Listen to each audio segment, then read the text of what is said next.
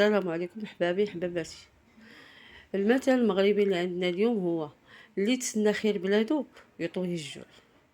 هذا المثل ليه قصة حقيقية قديمة فيه جدودنا، وهو أن جدودنا كانوا كيعتمدوا بزاف على الفلاحة، يعني ما عندهمش شي طريقة أخرى باش غادي يعيشوا، كاين غير الفلاحة. يعني إلا زرعتي تحصد تبيع تاكل وتاكل من هذاك الزرع ديالك.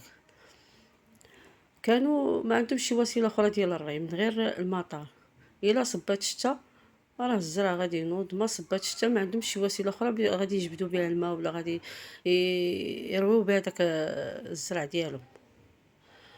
واحد العام زرعوا كيتسناو الشتا تصب، الشتا ما صباتش. اليوم غتصب الشتا، غدا تصب الشتا، هاد الشهر تصب الشتا، الشتا ما صباتش، الزرع مات ما ناضش، الناس ماتوا بالجوع.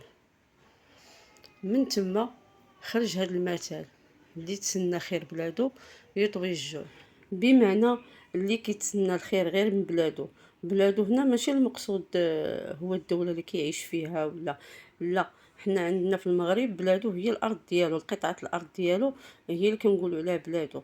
يعني الانسان اللي كيتسنى غير خير من بلادو بلا ما يخدم ولا يقلب شي وسيله اخرى ولا شي مكان اخر وكيتسنى كيعتمد غير على ديك الارض كيموت بالجوع.